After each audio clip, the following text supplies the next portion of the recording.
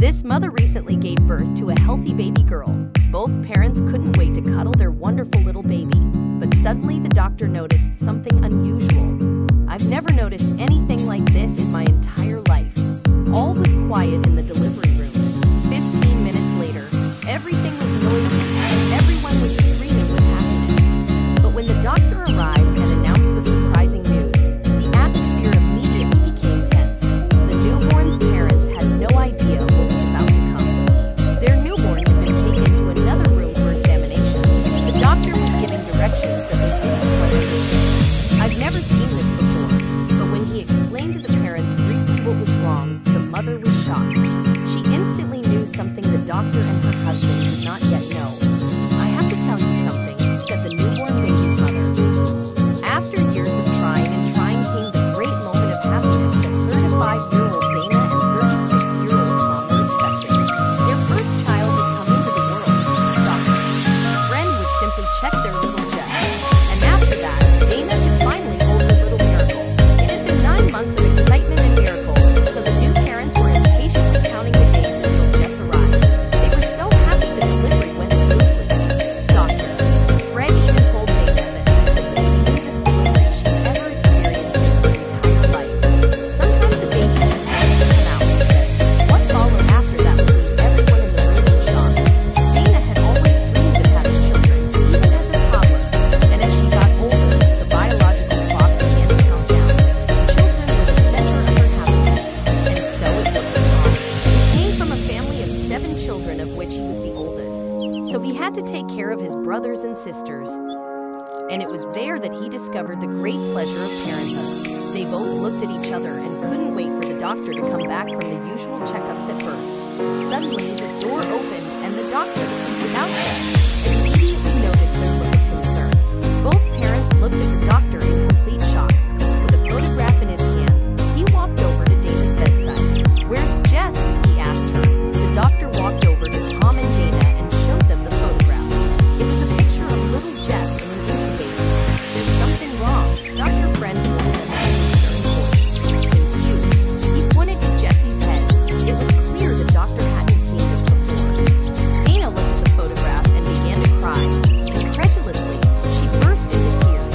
The doctor and Tom were in shock at her reaction. "I have something to tell you." The doctor and Tom waited for Dana to calm down. It was obvious she was very terrified.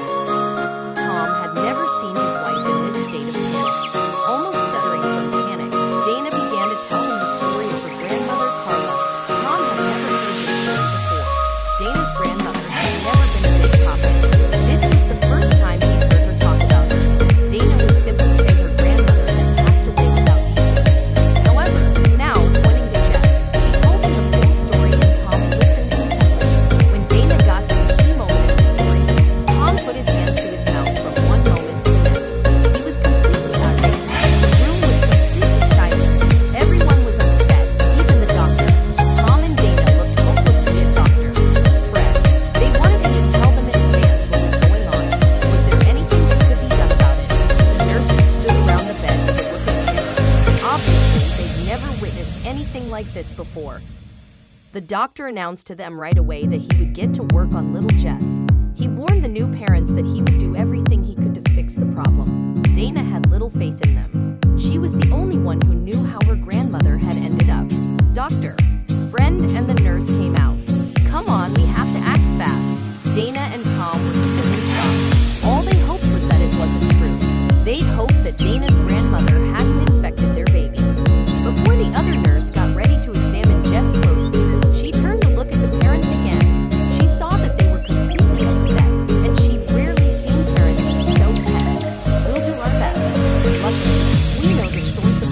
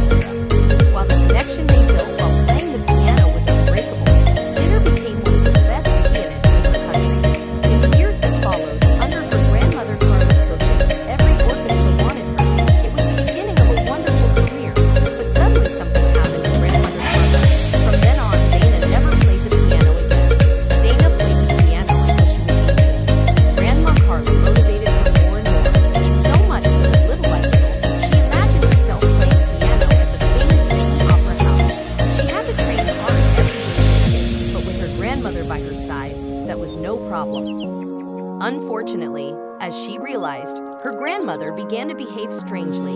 She gradually stopped accompanying her to her rehearsals and performances. Normally, she was always in the audience. One day, the two were playing the piano. Grandma Carla noticed that Dana began to notice it. It was so clear she could no longer hide it. "Stop playing, honey. I have something to tell you." Her grandmother mentioned it was very strange. Grandma Carla was no longer telling her about mistakes while she was making while playing the piano.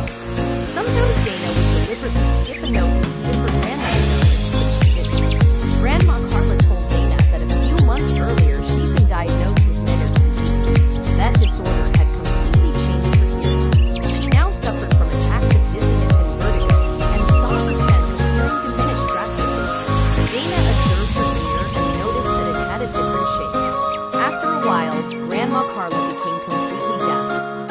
As a result, she couldn't hear what Dana was playing on the piano, which caused Dana to lose motivation and give up the piano for good. Tom was very moved when he heard the story. It was unbelievable that he never said anything about this. He knew Dana could play the piano extremely well, but not that her grandmother had been behind it all. Dana simply said it was too hard for her to talk about it, especially after only a few years before they met. Tom understood and was hopeful that everything would work out with his Jazz.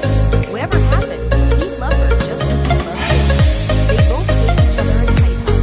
The doctor came in and very slowly placed the baby in Dana's arms. With a relieved tone, he let them know that all was well. Meniere's disease is minimally little Jess, so there's nothing to worry about. We checked her very well and there doesn't seem to be anything unusual inside her ears. There's nothing wrong with her eardrum. Fortunately, it was just in her earlobe. A few months later, Dana returned to playing the piano. She noticed that every time she played it, little Jess enjoyed it. It seemed that fortunately, her grandmother Carla hadn't passed on her illness to Jess.